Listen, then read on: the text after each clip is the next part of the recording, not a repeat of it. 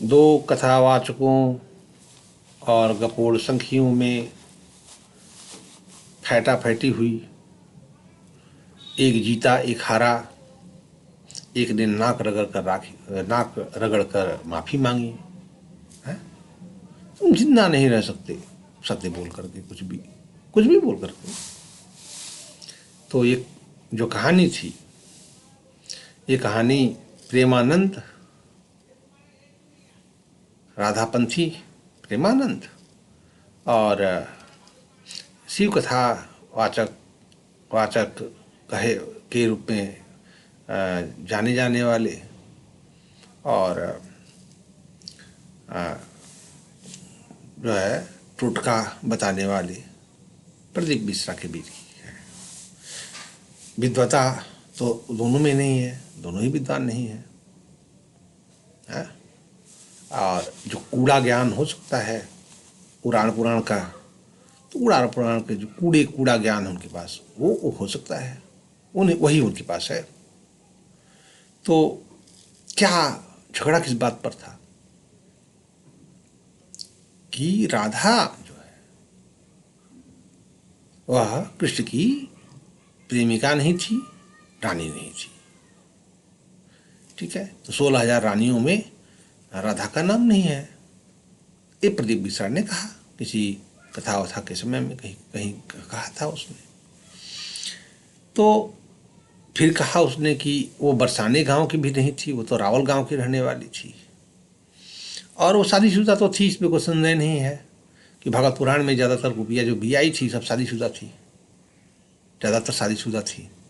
ठीक है, क्योंकि भागवत में उसका प्रमाण है कि वो शादीशुदा थी, क्योंकि उनको घर वापस जाकर अपने पति की सेवा करना, बच्चों को देखभाल करना, इसका भी उपदेश किया गया है वहाँ, तो सब शादीशुदा थी।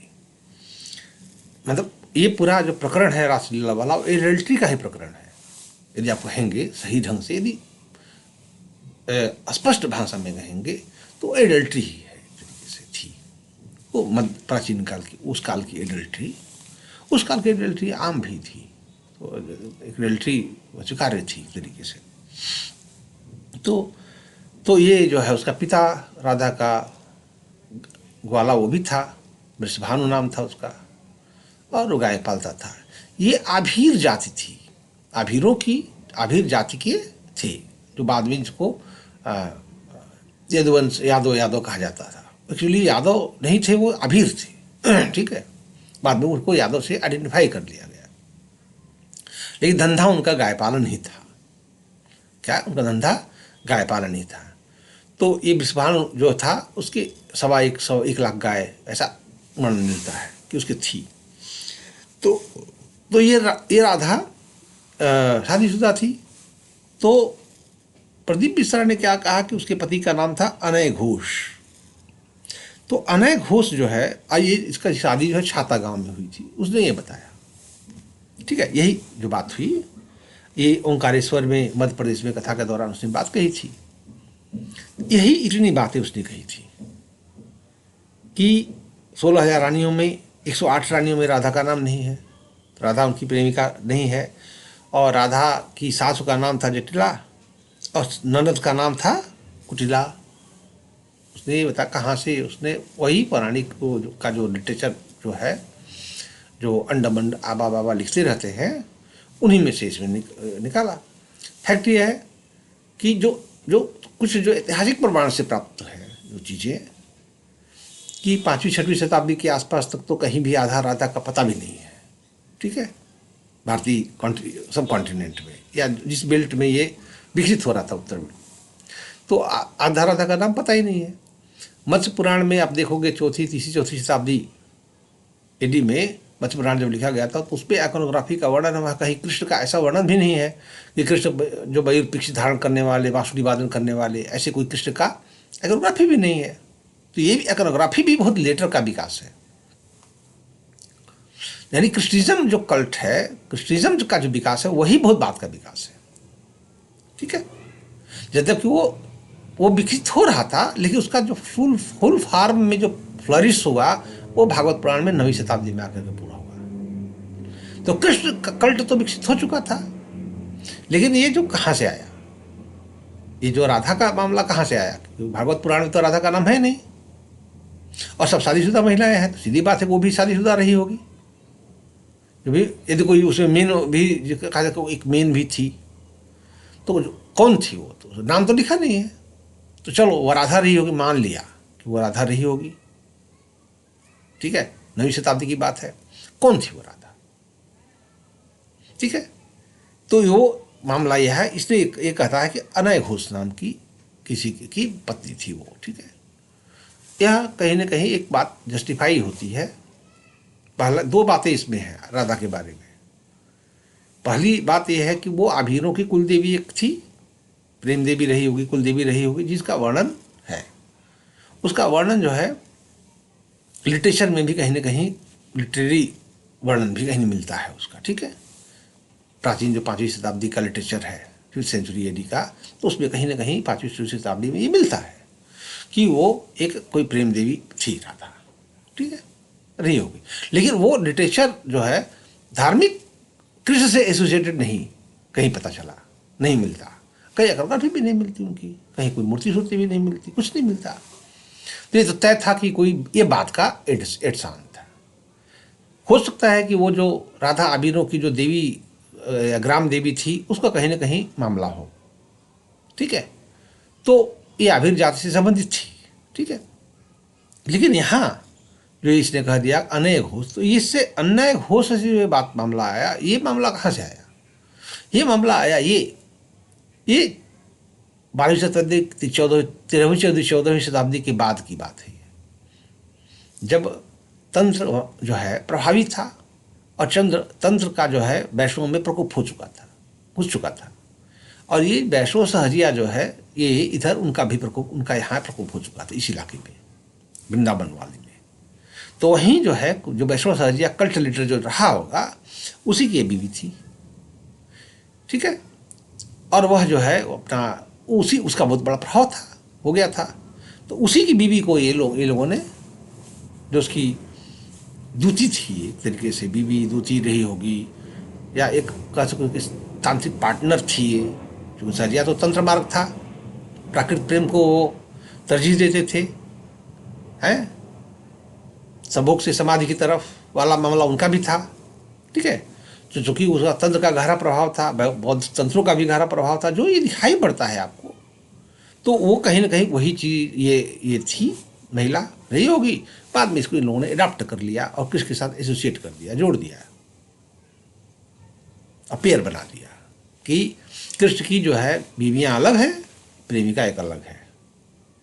मतलब बीवियों से प्रेम उस प्रकार से नहीं रहता, मेन जो सीक्रेट प्रेम है वो तो यहाँ इधर है, राधा से सीक्रेट प्रेम है।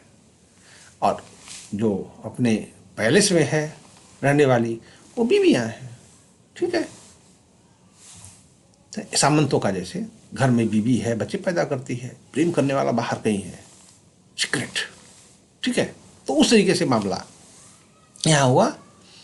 तो यहाँ क्या हुआ मामला, तो ये जो बीवी बन गई और उसको जो है जो एडान के लिए, तो चूँकि भागवत पुराण में नहीं है, तो भागवत पुराण के बाद ये विकसित हुआ ये चीज़ें, कृष्णिज्म में, कृष्णवाद में बात का डेवलपमेंट है।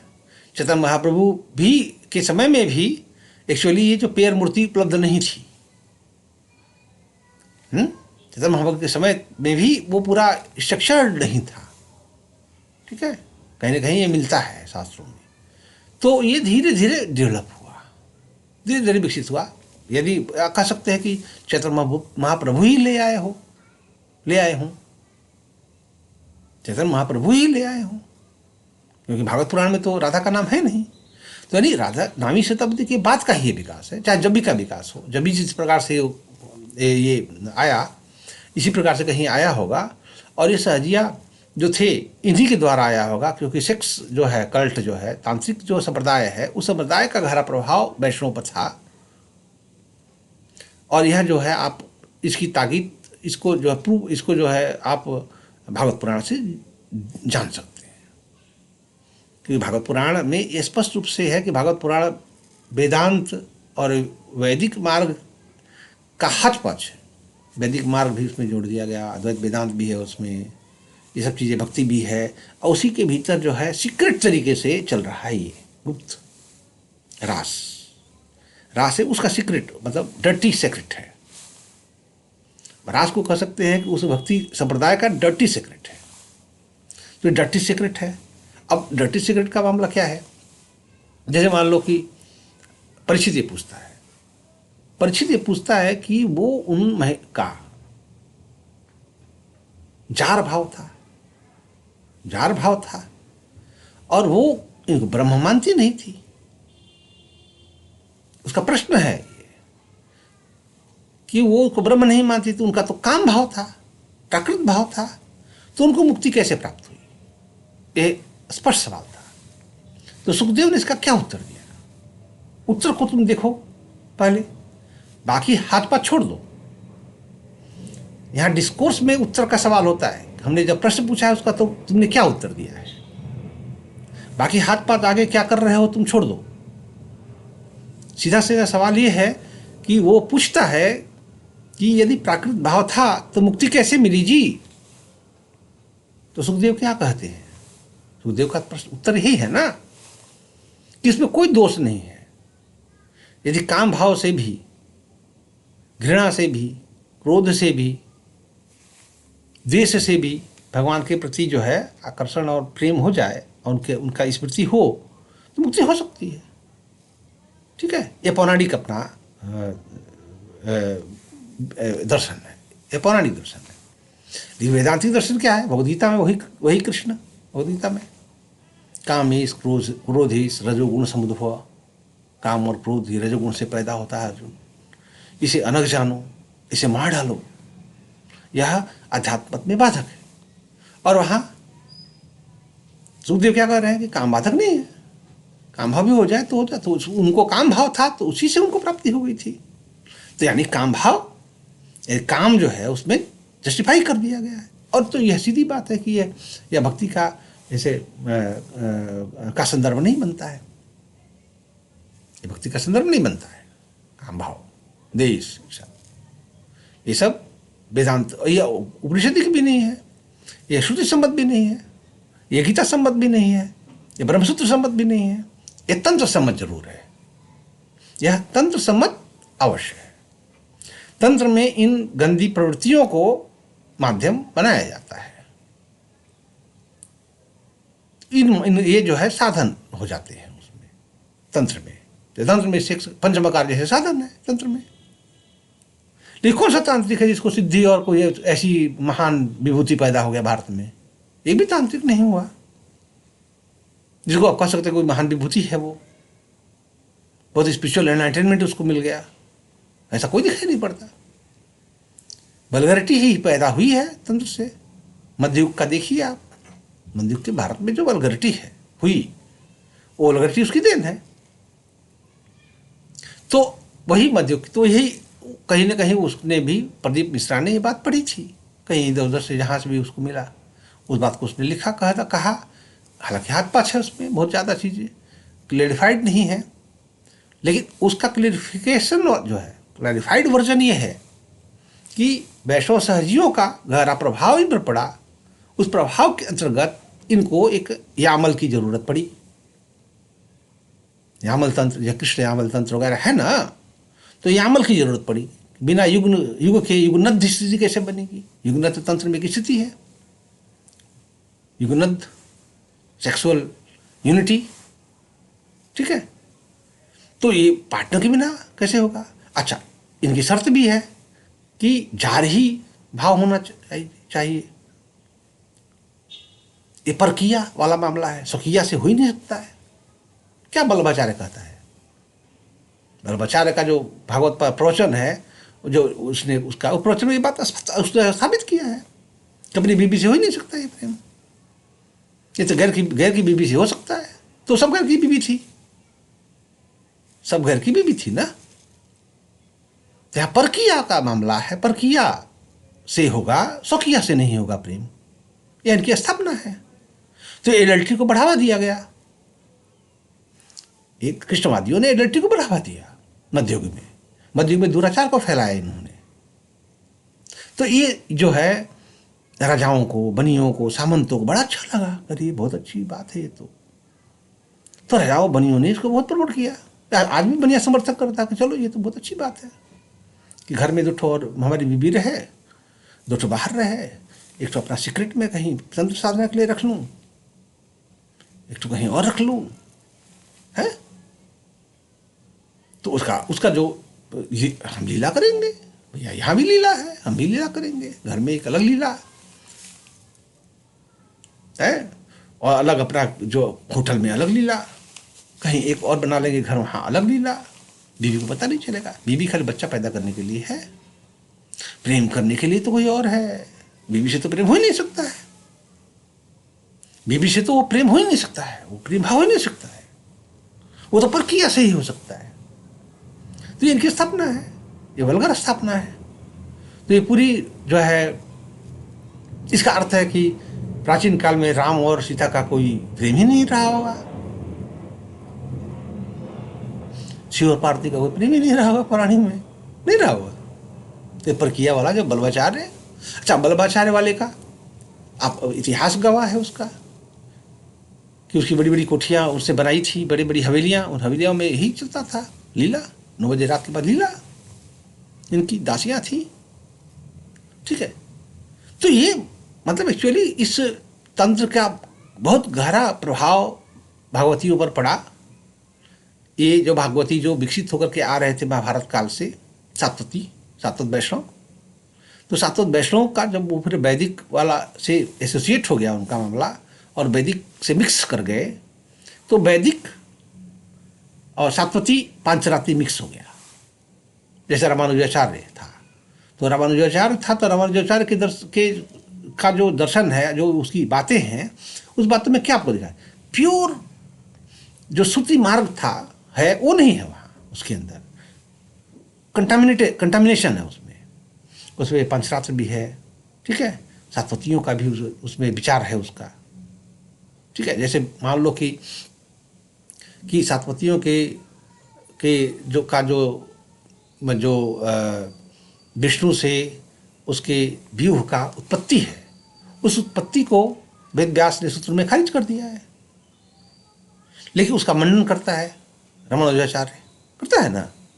तो इसका अर्थ है कि वो इस चीज़ों को लेकर चलता, वो उस परंपरा से आता भी था, यजुर्वेदी ब्राह्मणों की कर्मकांडी परंपरा से आता था, ठीक है।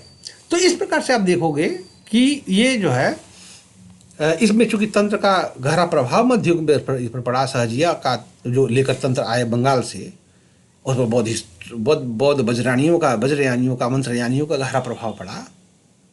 फिर राधा तंत्र, कृष्ण यामल इत्यादि सब लिखे गए ग्रंथ। उसके बाद फिर पौराणिकों का अपना एक अलग आप कह सकते हो प्रोपेगेंडा तंत्र है, या अलग उनका अपना एक प्रपंच है। तो इन्होंने अपने कुछ वो अलग से कि हम तो है डिसोशिएट करने के लिए, हम तंत्र वाले नहीं हैं, तो वैदिक मार्ग वाले हैं।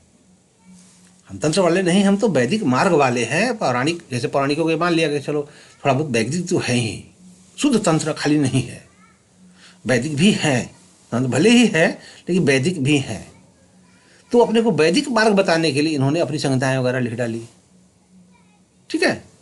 तो उसी के बाद का विकास है 14वीं सेंचुरी के बाद का, कि वो तंत्र के द्वारा जो है ये अमल विकसित हो गया। राधा को ले आए, सब बना लिए, बिल्ड कर लिए, और उसको कहाँ फिर, अब शास्त्र में तो कहीं है नहीं, पुराने विष्णु पुराण आदि में भी नहीं है, मत्स्य पुराण आदि में भी नहीं है। तो अब 9वीं शताब्दी के बाद अब कैसे किया जाए, तो पुराण लिख डाले उन्होंने, ब्रह्म वैवर्त पुराण लिख दिया, ब्रह्म संहिता इत्यादि ग्रंथ लिख दिए, गर्गाचार्य के नाम पर गर्ग संहिता फेंक लिख डाली, उसमें शादी कराई उन्होंने। बचपन में ब्रह्मा जी ने आकर शादी चुपके से करा दिया, भाई इनको तंत्र करना है, चुपके से शादी कराओ, चुपके शादी करा दिया, और कहीं वर्णन नहीं है, ठीक है। तो ये चीज़ें इन्होंने एक एक करके थ्रेड जो है उसमें से निकाल करके लिंक बना लिया। अधिक से अधिक ज़्यादा पुराना नहीं, 500 600 साल का विकास है राधापंथियों का। फिर वो वल्गैरिटी जो है तंत्र का, इनके मंदिरों में परवेशिव हो गया। तो उस दौर के जो भी प्राचीन मंदिर हैं उन मंदिरों में देखिए सेक्सुअलिटी जबरदस्त है, कामाचार जबरदस्त था। इन्हीं के मंदिरों में मूलभूत रूप से वैष्णव मंदिरों में ज़्यादा ये कामाचार रहा। और वैष्णव मंदिरों में ही ये दासी प्रथा, देवदासियों की प्रथा डेवलप हुई। उड़ीसा वगैरह में जबरदस्त डेवलप थी, इधर भी रही। तो देवदासियों के साथ कामाचार था, ठीक है। पुजारी भी सेक्स कर रहा है, ब्राह्मण भी आकर कर रहा है, राजा भी कर रहा है। 9 बजे के बाद दरवाजा बंद, अंदर नाच चल रहा है, भोग चल रहा है, लीला चल रही है। इसी को लीला कहते थे। इन्होंने लीला अपनी गढ़ ली। किसी की कोई लीला नहीं। कौन सी लीला किसी को पता थी? किसकी लीला इन सबों ने अपने फैंटेसी से गढ़ ली। लीला क्या है? इनकी अपनी फैंटेसी है, इनकी अपनी फैंटेसी है लीला। तो इन्होंने फैंटेसी अपनी गढ़ ली और वो उसका आधार जो है भक्ति और डिवोशन और अपने आइडियोलॉजी जो उनकी है, विचारधारा है, उस सेक्टेरियन विचारधारा के आधार पर आधारित है। उसका कोई आधार तो है नहीं। जैसे लीला जो है कहीं महाभारत में तो है नहीं ना कि वो महाभारत में लीला है, कि पुराने पुराण में भी ये लीला नहीं है। तो ये जो लीला है ये बाद में लिख डाला। वही तंत्र का गहरा प्रभाव है। भाई लीला नहीं होगी तो तंत्र वाला मामला ही नहीं बनेगा। कुछ तो करना पड़ेगा। गुपचुप वाला मामला, कुछ ना कुछ गुपचुप वाला मामला करना पड़ेगा, कुछ लिबरिंथ बनाना पड़ेगा। तो ये लिबरिंथ है कंस्ट्रक्ट करना। They constructed a labyrinth kind of things. तो उसमें ये सब चीजें हो गई। अब जैसे देखो वहां वृंदावन में जो लीला वाला जो है वाटिका, वो लिबरिंथ है एक तरीके से। वहां सीक्रेट बना दिया गया उसको, सिक्रेसी। तो भाई वहां तो पक्षी भी ऊपर आकाश में शाम के बाद नहीं उड़ता है। वहां सीक्रेट क्या हो रहा है? देवता भी नहीं, कोई भ्रम बना है चारों तरफ से। इतना सीक्रेट है, भक्ति इतनी सीक्रेट है। क्यों? क्योंकि वो तंत्र है। तंत्र सीक्रेट में ही हो सकता है ना। भक्ति तो सीक्रेट में नहीं होती। अच्छा, कीर्तन तो तुम सीक्रेट में नहीं करते ना, कि कीर्तन भी सीक्रेट में करते हो। कीर्तन में तो बड़ा शोरगुल करते हो। फिर वहां का क्यों भैया? वहां क्यों? क्या क्या हो रहा है? भक्ति में कौन सा शर्म की बात है? भक्ति तो खुले नहीं हो सकती है। रामकृष्ण परमहंस तो कहीं सीक्रेसी नहीं की भक्ति में। दुनिया के सामने सब था जो भी था। तो सिक्रेसी का अर्थ है कि वो तंत्र वगैरह का कुछ प्रैक्टिस, सीक्रेट प्रैक्टिसेस, संभोग से समाधि की तरफ चल रहा है। नाच गाना चल रहा है वहाँ, भोग विलास चल रहा है, ठीक है। उसमें उस तरह की गतिविधियाँ चल रही हैं जो तंत्र से संबंधित है। तो वहाँ कोई दिखना नहीं चाहिए, दरवाजा बंद हो जाएगा। चारों तरफ से ऐसा पहरा रहेगा पार्षदों का, अभी कोई दिख न ले। पार्षद भी नहीं देख सकता उसको। जैसे राधा बल्लभी वालों ने बना लिया अपना कि हम देख नहीं सकते, भक्ति से तो देख ही सकते हैं राधा कृष्ण के लीला विलास को, ठीक है। ऐसे नहीं देख सकते, भगवान हमने मान रखा है, तो भक्ति द्वारा तो देख ही सकते हैं। तो हम ही सैया सजाएंगे उनकी, दूध पानी वहीं रखेंगे, हम ही गाना बाना बजाएंगे, माहौल हम तैयार करेंगे। और जब वो आ जाएंगी और लीला करने लगेंगे अपनी, तो हम पर्दे के पीछे से छुपकर देखेंगे। ये परवर्जन है। क्या कहते हैं इसको? इसको परवर्जन, भक्ति नहीं कहते इसको परवर्जन कहते हैं, वोयूरिज्म कहते हैं इसको। तो ये वोयूरिज्म है। अब वोयूरिज्म को, वोयूर ये, उसको भक्ति कहते हैं। इस वोयूरिज्म को ही इसको भक्ति कहते हैं। आप समझ रहे हो? तो इस तरीके की बातें डेवलप हुई। तो जो ये झगड़ा हुआ, उस झगड़े का कारण नहीं है। ये बात तो तय ही है कि कृष्ण की कोई प्रेमिका उनका नहीं थी, ऐसा कोई लीला फला भी नहीं थी, कोई राधा वाधा भी नहीं थी। ये तय है। ये लेटर का विकास है, ठीक है, सेक्टेरियन विकास है। तुम सेक्ट, तुम्हारा एक राधापंथी सेक्ट है, कोई बात नहीं, मानो। दूसरा नहीं भी मानेगा ना, हम नहीं मानेंगे, तुम मानो, तुम्हारा सेक्ट है, तुम्हारा सेक्ट है ना, तो उसको मानो, सेक्ट है वो, हिंदू धर्म थोड़े है, तुम हिंदू धर्म मानो उसको। हिंदू धर्म वो नहीं है, हम नहीं मानते उसको ना। हम श्रुतियों के हिंदू धर्म को हिंदू धर्म मानते हैं, इस सेक्ट को हिंदू धर्म नहीं मानते हम।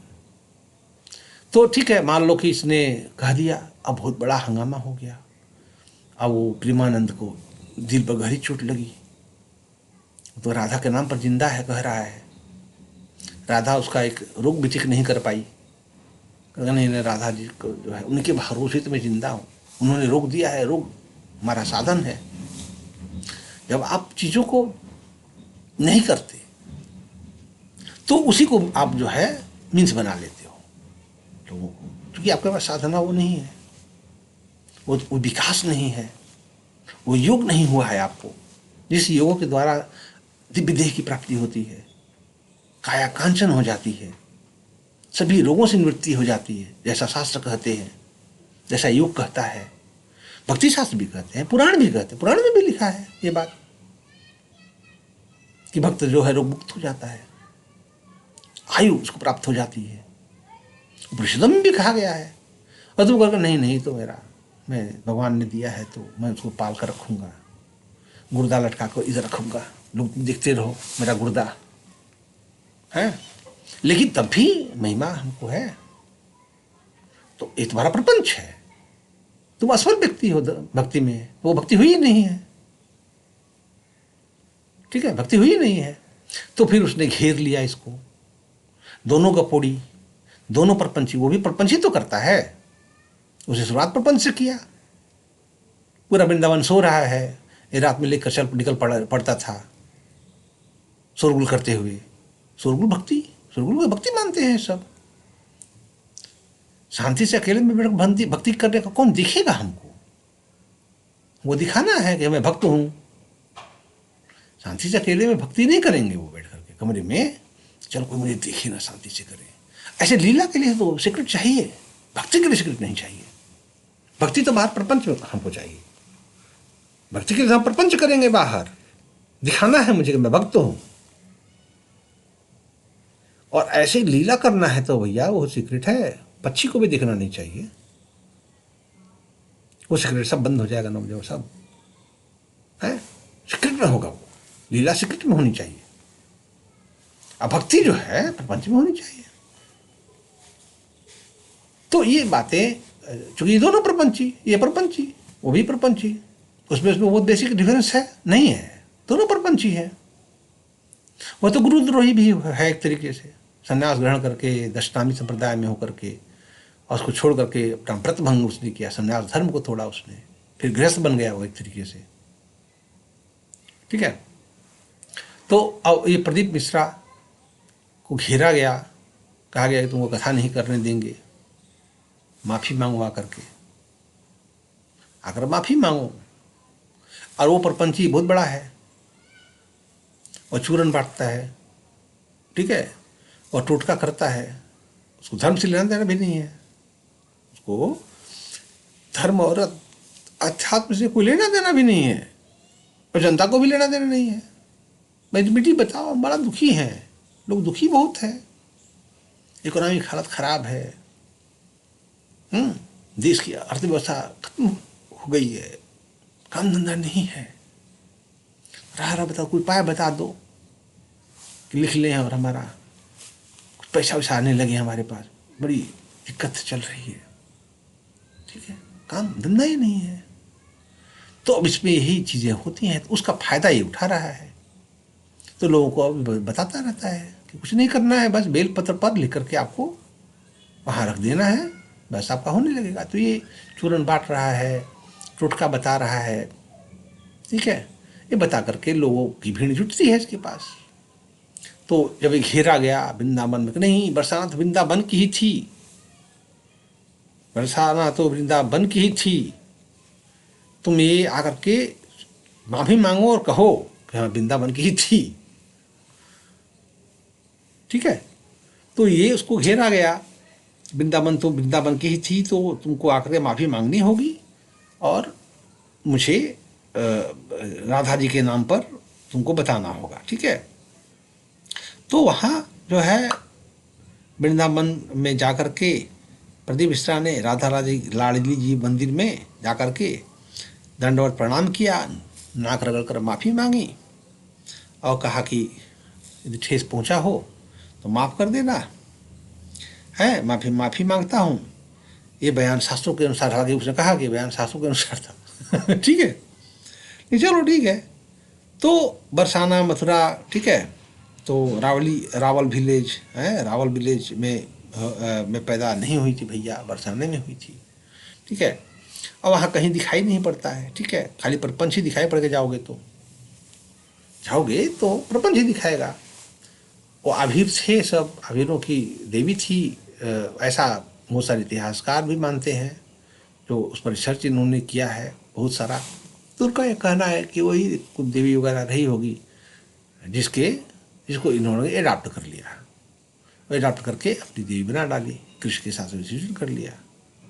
कृष्ण की ऑलरेडी मूर्ति नहीं थी, तुम देखो खोजो कि ईडी के पहले कहाँ मूर्ति नहीं कोई है, ठीक है। मूर्ति का विकास बौद्ध काल में होता है, जब कंपटीशन शुरू होता है। तो इसीलिए मत्स्य पुराण में जो आइकनोग्राफी का वर्णन किया गया है, उस आइकनोग्राफी में कृष्ण के जो वर्तमान स्वरूप है, उस स्वरूप का कहीं दूसरे पुराण में वर्णन नहीं मिलता। मयूर पिक्ष, मतलब एक कह सकते हो कि गंधर्व की तरह का जो इमेज है भाई, भगवत पुराण में भी जो इमेज है कृष्ण का, वो इमेज कैसा है? गंधर्व की तरह का इमेज है।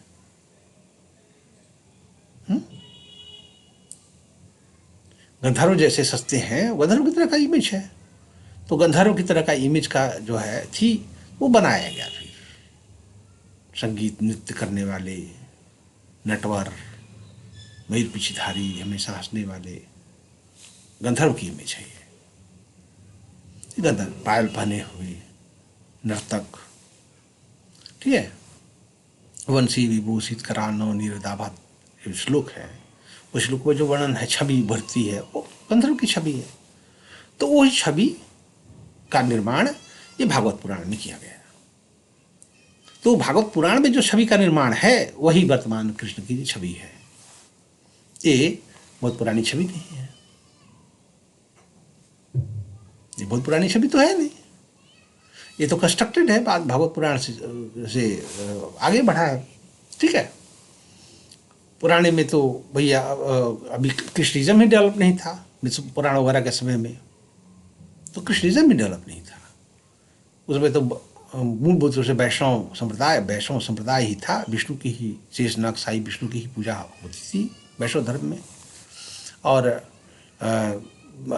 मत्स्य पुराण में कृष्ण की जो इमेज है, आइकनोग्राफी वर्णन है, वो एक तरीके से वही संघ चक्र वाला ही वर्णन है उसमें, क्योंकि अवतार के रूप में वर्णन है ना, इसलिए सब अवतारों का सारी इमेज क्रिएशन है, इमेज प्रोडक्शन है, इसमें कोई सत्य नहीं है। फैक्ट यही है कि उसमें कोई सत्य नहीं है। जैसे राधा के बारे में भागवत पुराण में कहीं वर्णन ही नहीं है, तो कहीं नाम ही नहीं है, तो सत्य नहीं है, सीधी बात है। उसके बाद का जेनेसिस है, कहीं और पीछे नहीं मिलता शास्त्रों में।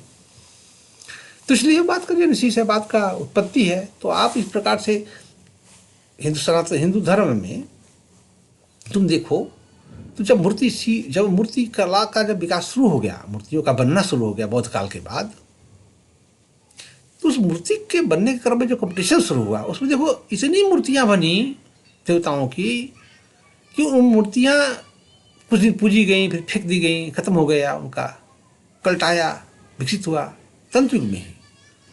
तंत्र युग में भी बहुत सारी देवियों का ऐसा कल्ट विकसित हुआ, आया, मूर्ति बनी, चारों तरफ फैल गई, फैला दिया गया, प्रोपेगेंडा हुआ, फैला गया, प्रोपेगेंडा हुआ, मूर्ति फैल गई, चारों तरफ फैल गई, हर जगह। अच्छा, वो इसलिए हर जगह पाई जाती है। जैसे कुब्जिका माता, तो कुब्जिका माता की मूर्तियाँ बहुत जगह पाई जाती, धज्जा गौरी, बहुत जगह मूर्तियाँ पाई जाती हैं, लेकिन उनकी पूजा बंद हो गई,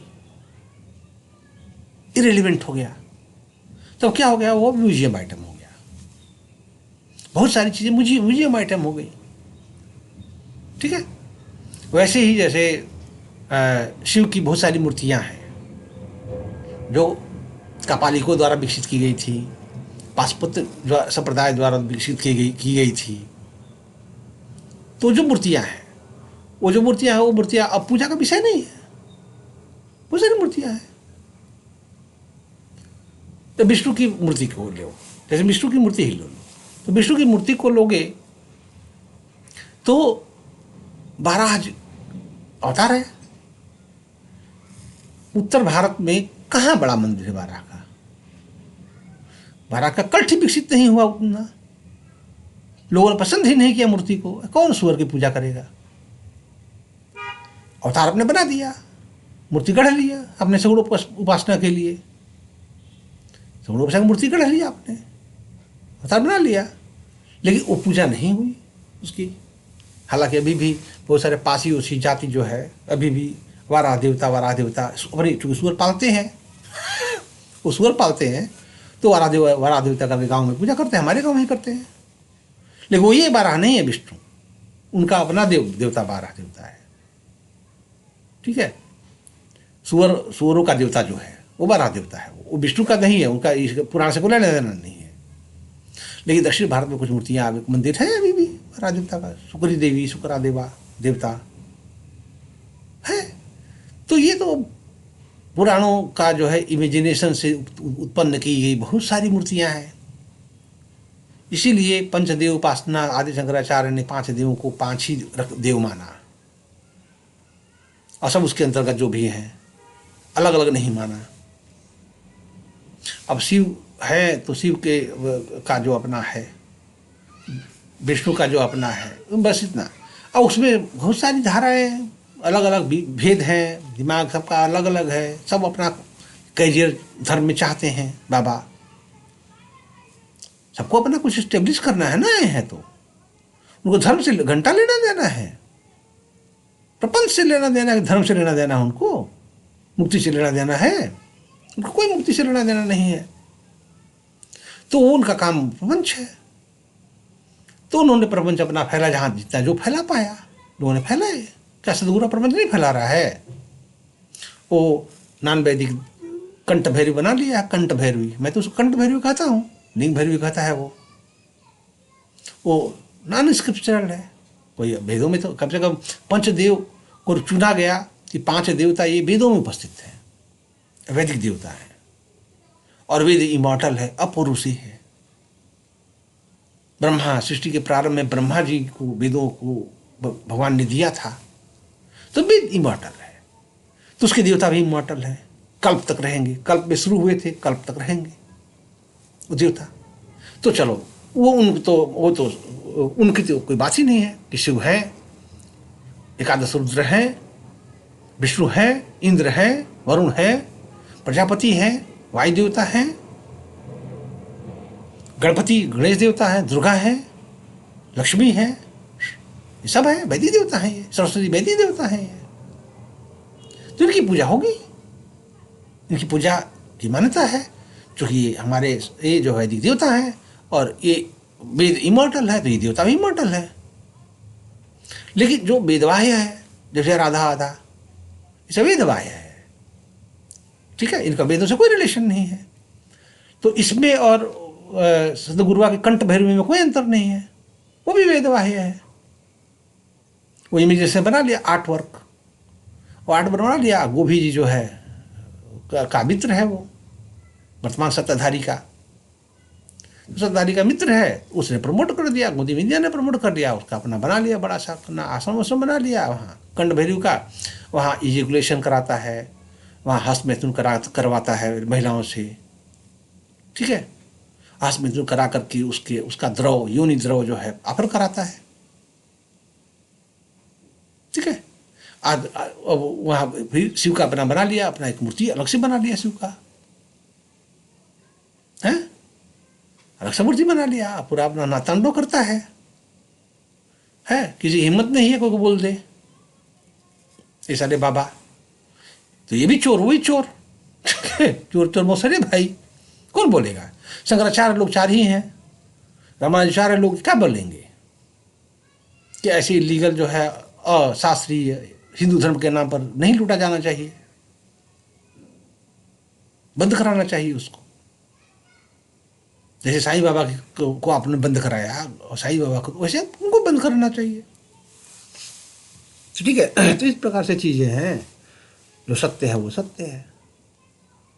जो सत्य जानता है वो श्रुति मार्ग पर चलता है। देवता की आत्म में प्रतिष्ठा है, ठीक है, अपने देवता की आत्म में प्रतिष्ठा है, अपने आत्म रूप से उस देवता की उपासना कर सकते हो। उसमें किसी की क्या बात है। श्रुति आपको मार्ग देती है, श्रुति पर चलिए आपका कल्याण हो जाएगा। श्रुति से बाहर चलेंगे आपका कल्याण नहीं होगा। यही आचार्यों का जो जो मेन आचार्य हुए हैं हिंदू धर्म में, उनका यही उनकी टीचिंग है।